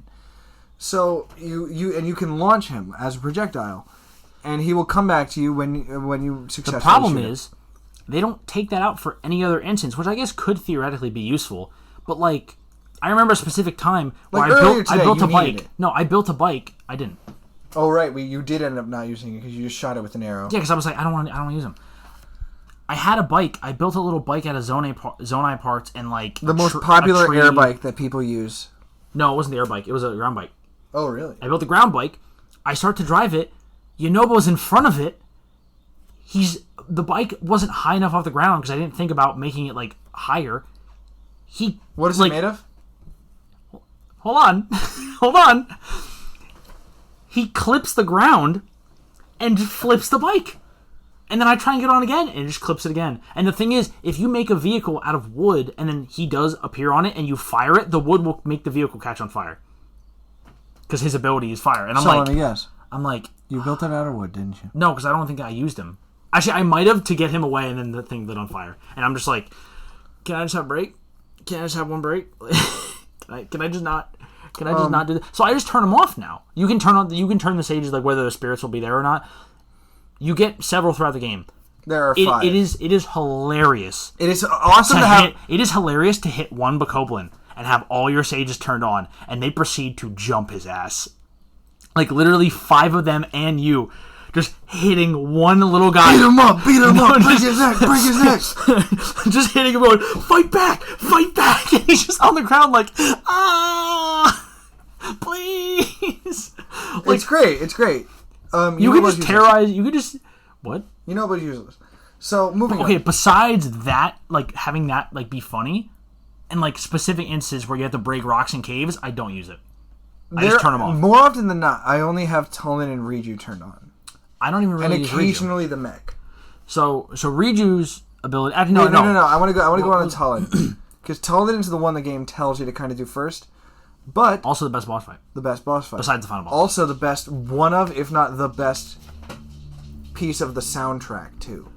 Oh, yeah. As soon as I started playing, I was like, oh, yeah. So basically, the Wind Temple has you going through a, like, boat. You do a boss, you activate, like, things with wind. Tulin's ability is creating gusts of wind forward. In Breath of the Wild, it is gusts of wind up. I would argue that the forward ones in the context of this game are more useful because there are other ways to get vertical. I will say he's probably the only... He's also like, nuts with that bow. Oh my god, yeah. Earlier today. Yeah, I'm just trying to do this thing with the freaking Rock Octorok because you can have them repair your abilities or your abilities, your weapons. And I throw a weapon in. The guy's like chewing on, like the Octorok chews on it and spits it back out of you, and it'll be repaired.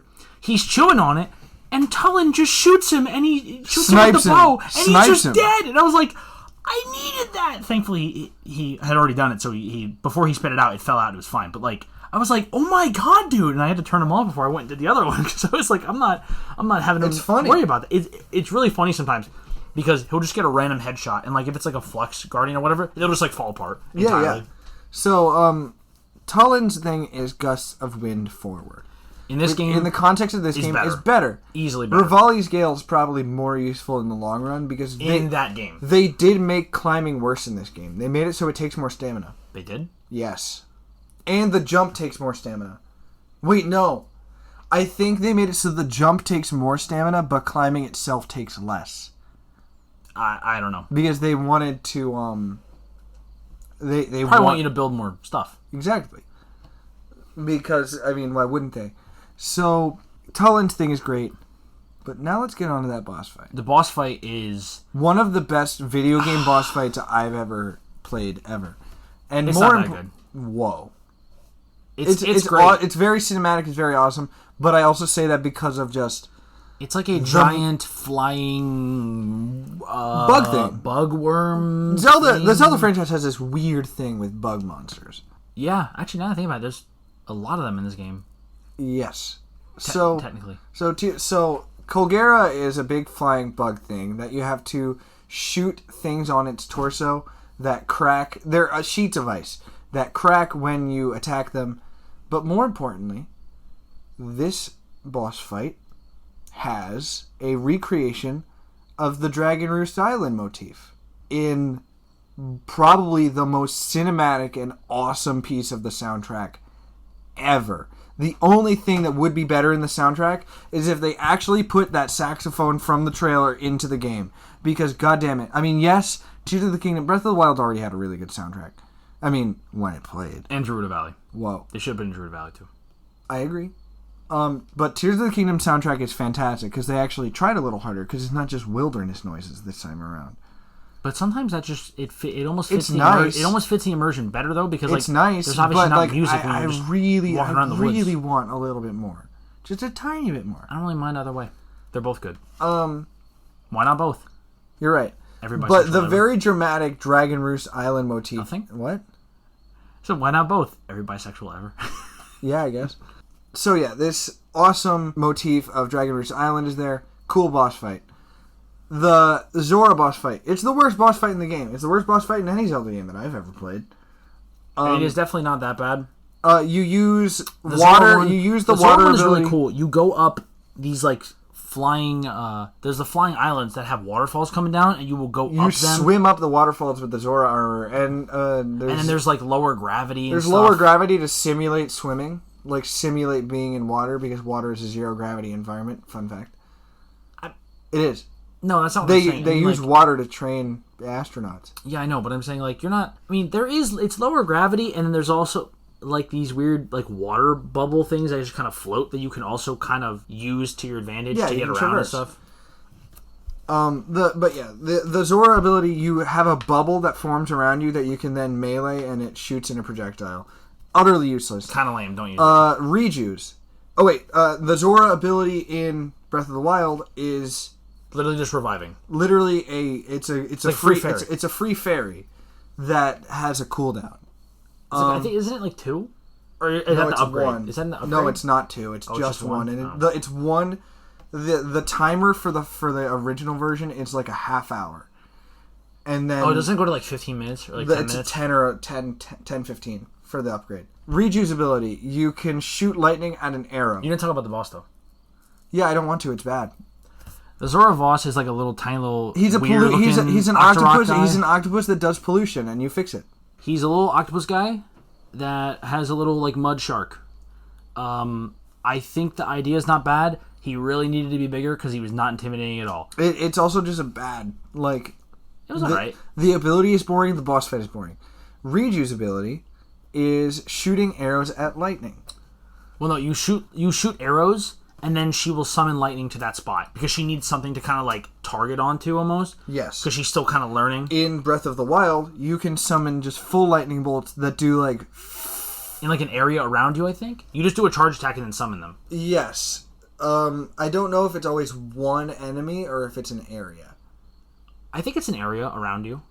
But yeah. It's like a little area and it does like 50 damage or a lot of damage and it's a full lightning bolt. Which is arguably better, but I think... Reju's ability is cool, but what is easily cooler is the temple and the boss, because out of the ground... It's my second favorite. Out of the ground, there is like a huge pyramid that comes up, and then you go inside... You fight, actually, before that even. You fight Gyarados. You fight the temple's boss... Before the temple as a mini boss. Yeah, first. I forgot about that. You fight the temple's boss before the temple as a mini boss, then you go through the temple and fight her again, and she's harder. And she's summoning Gyarados, which are like re-deads from the earlier Zelda games, but now they're bug motifed. Well, no, it used to be Gyarados and re-deads were like two separate things, but they were pretty much the same. If you set a Gyarados on fire, it unwraps. Exactly. It's just a re-dead. Yeah, so they're pretty much the same thing, but they had different names technically. But now they're kind of like... Now they're basically the same thing. What is it? It's like they're called Gyarados, and they look like re-deads, but then when they're in their kind of moth, like wrapped up form, whatever, they look kind of like the original Gyarados, I think. It's something like that. I don't remember. But basically...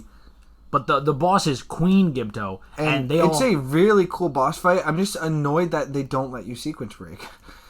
Because it would make the boss fight too easy. Because I want to destroy the highest from the get-go. Oh, well... Because you know that's the solution. Well, yeah. But, I mean, I feel... Because, like, sometimes there will be, like, 20 of them running around. I've never seen it get that high, but... Well, like, I mean, more of, like... It's the swarm of them. I don't like them. But, again, Reju's ability is cool. It's just contextually a lot worse than Urbosa's. And then there's the final one. You go through a temple, a very small temple, reassembling a mech that will be possessed by a deceased member of the Zonai. You rebuild this mech, and then you go to the actual temple, and you box another mech, which is, again, a really cool, really fun boss fight. That was honestly one of my favorite boss fights. It's because it's so different. Because, I don't mean to reuse the same joke a third time, but it's just ARMS, Zelda edition. It's just... You literally built this in a cave with several boxes of scraps. You really do. Oh, brother, this guy stinks! I know that I just reused a joke, but that doesn't mean you have to also reuse a joke. It does. And again, it's a mech. It's a really cool mech. It's the only other one that I constantly keep turned on, other than Reju and Tulin. It's a cool mech. It's fun.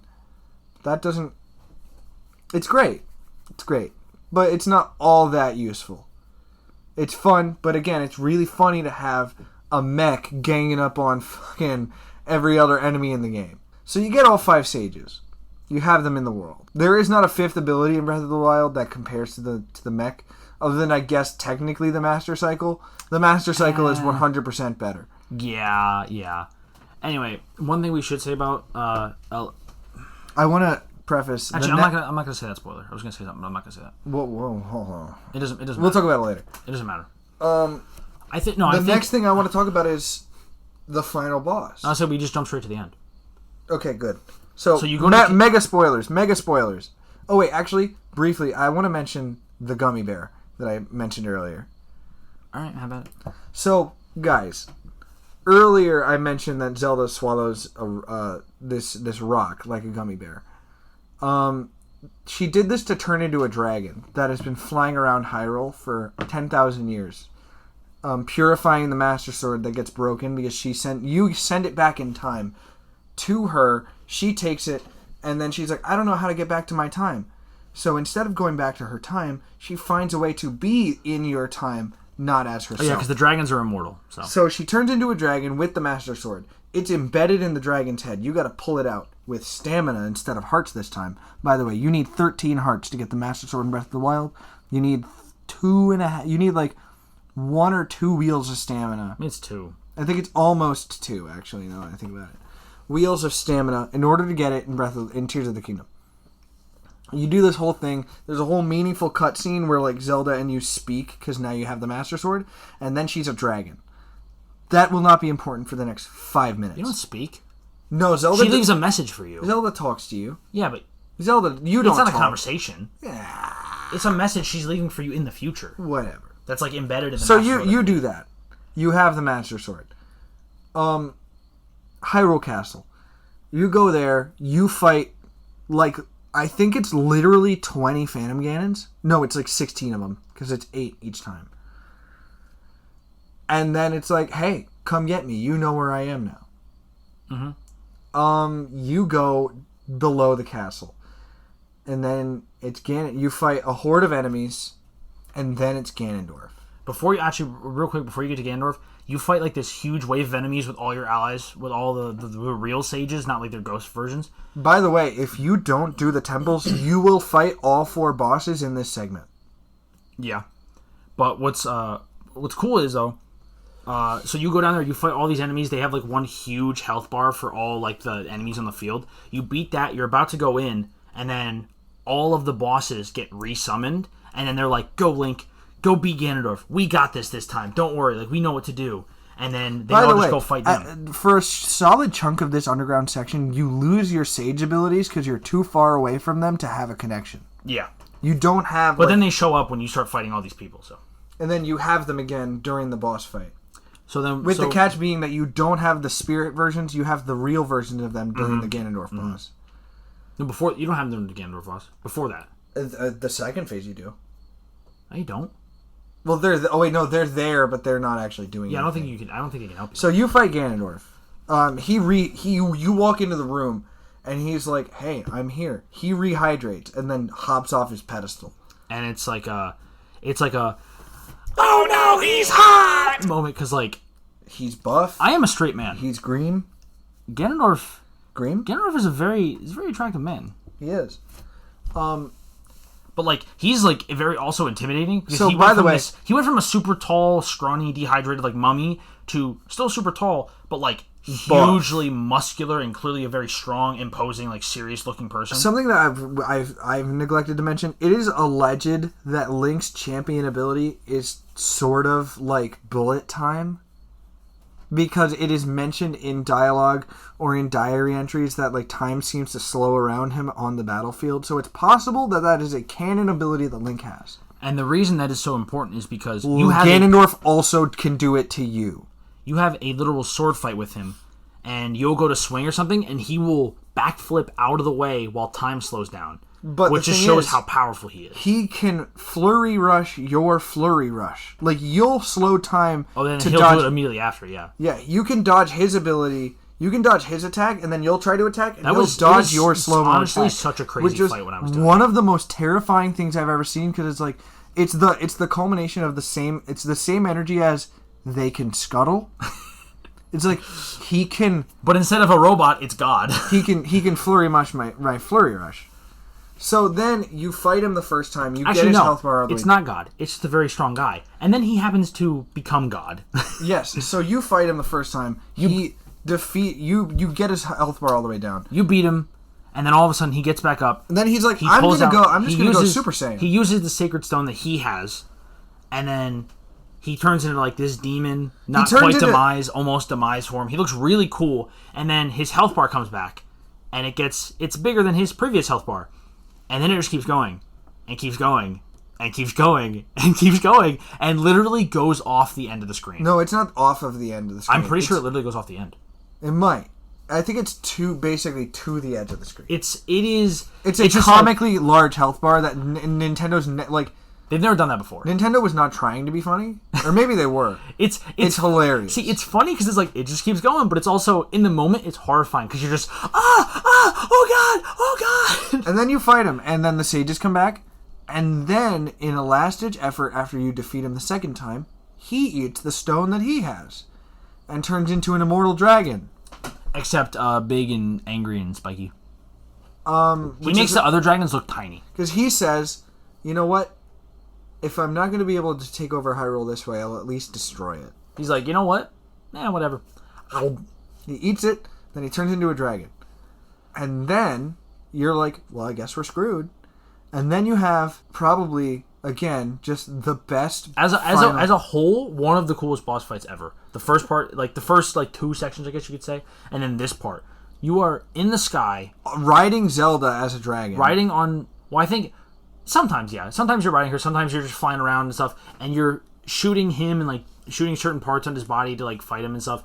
But what's really cool is I remember one of the specific moments I remember from my fight with him is I'm fighting him.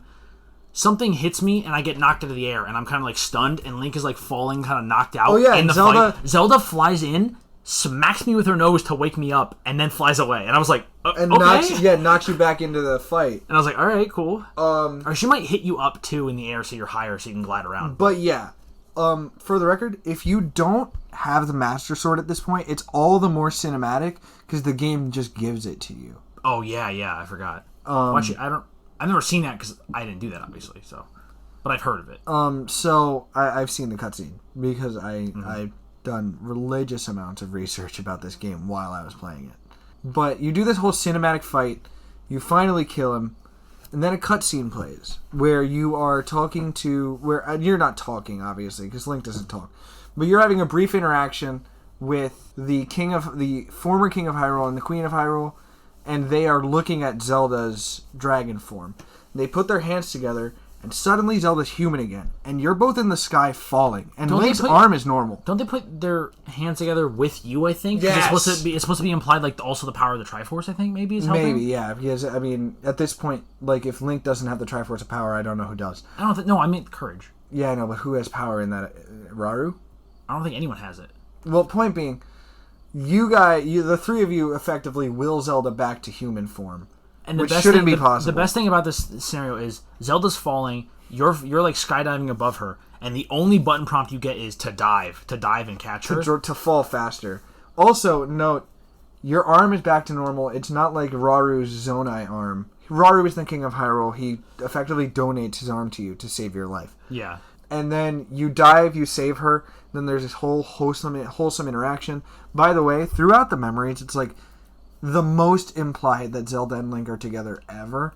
And you can tell in this final cutscene, if it weren't for the fact that this is a children's game, they would have had Zelda say, "I love you." I don't think it's the fact that... It has nothing to do with the fact that it's a children's game. I think it's because they intentionally want to leave it more ambiguous. Because, okay, if they just come out and say it, then I think that takes away a lot of the people who are, theorizing. Because you know how many people have made, videos just about, are Zelda and Link a couple?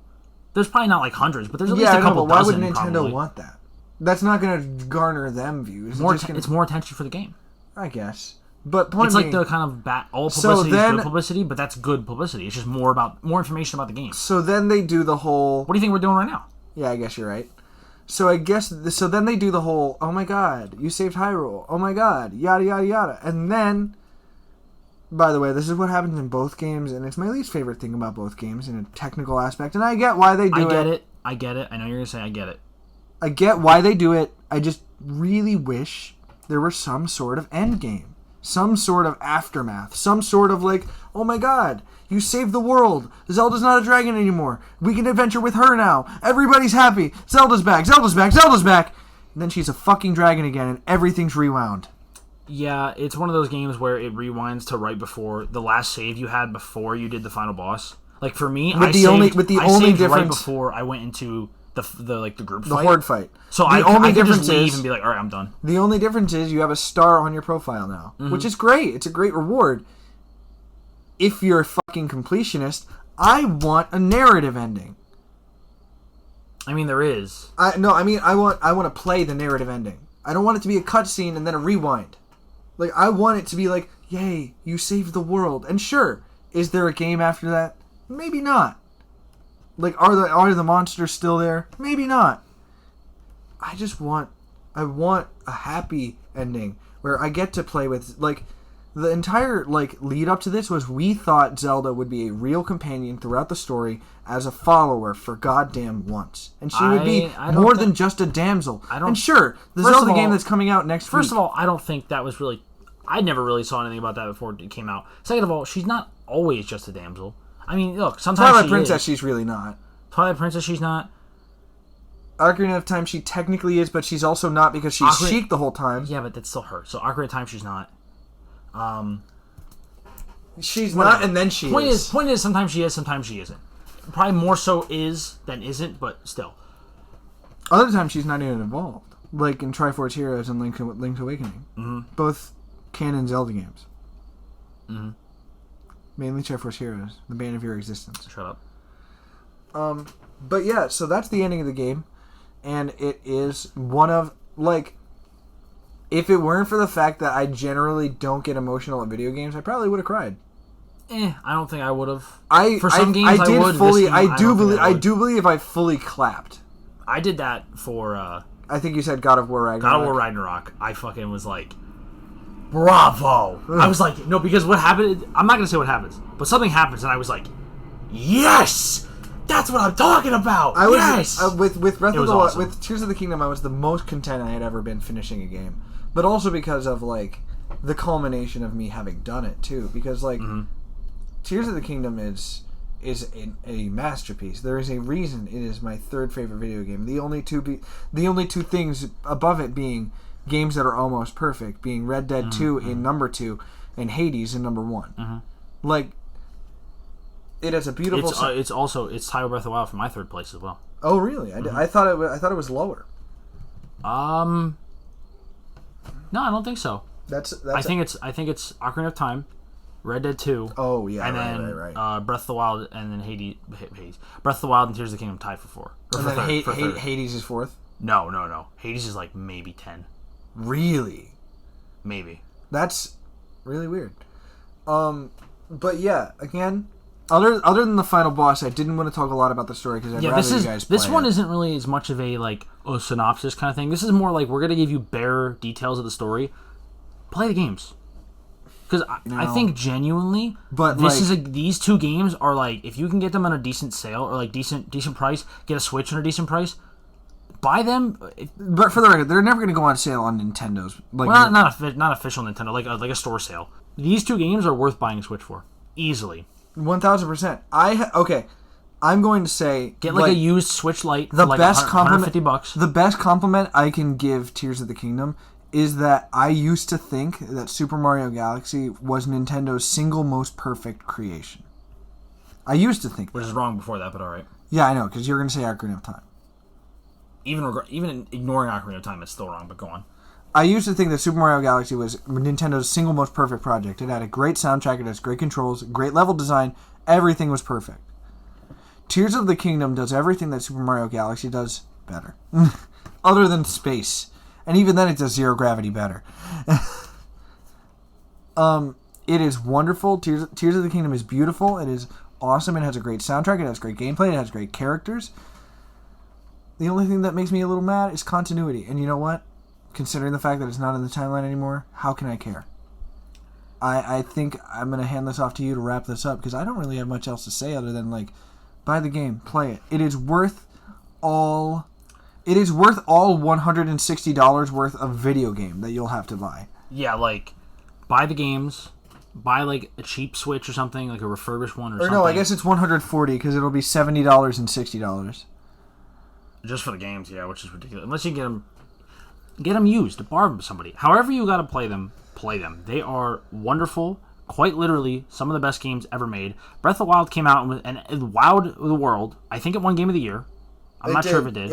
I know Tears of the Kingdom did. If it didn't win the Game Awards Game of the Year, it won multiple Game of the Years from other stuff. I feel like they both won Game of the Year when they came out. I think Tears of the Kingdom did not win the Game of the Year. It didn't? I think that was It Takes Two. Oh. Wait, hold on.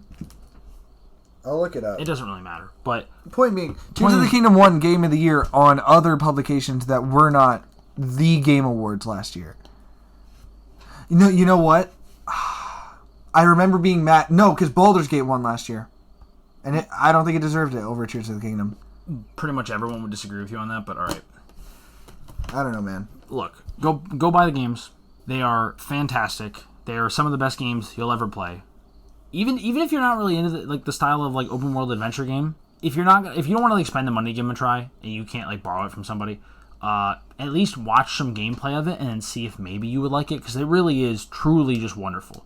They are awesome.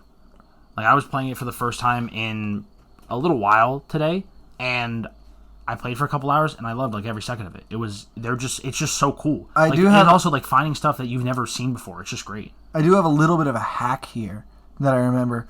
At one point in time, Nintendo did physical, like, at certain stores, they would do physical versions of, like, the Nintendo Switch game vouchers. And, like, some places like BJ's or Costco, you could buy a pack of, like, 2 or 3 of them. And it was actually cheaper than what the actual price was.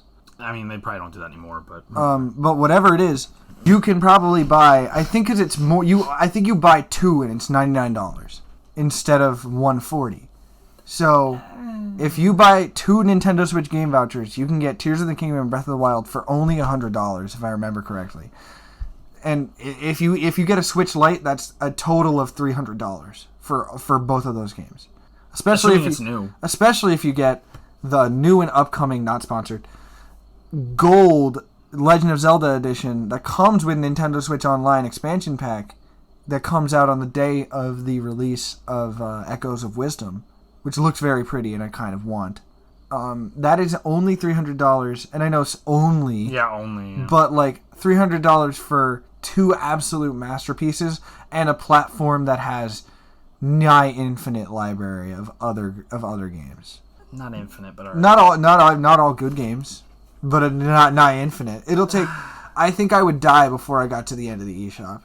Everything? Playing every single game. Yeah, but not everything's worth playing. So, whatever. Doesn't need to be. Anyway, that was our episode. We hope you enjoyed it. It was definitely a longer one, but we're gonna do it's literally some of our favorite games, some of the best games ever. I feel like we needed to do a little bit longer one for this. Definitely, 100%. The only rules we have here is that it has to be an hour. I mean, I don't care if we go for days at this point. And on that note, we're cutting it there. Thank you for listening and or watching or however you consume this. Well, yeah. We appreciate you listening. Leave a like, leave a comment, hit that bell, add it to your favorites. Favorites still don't exist. Have a great one, guys. This has been Myles and Murph. We're gonna sign off.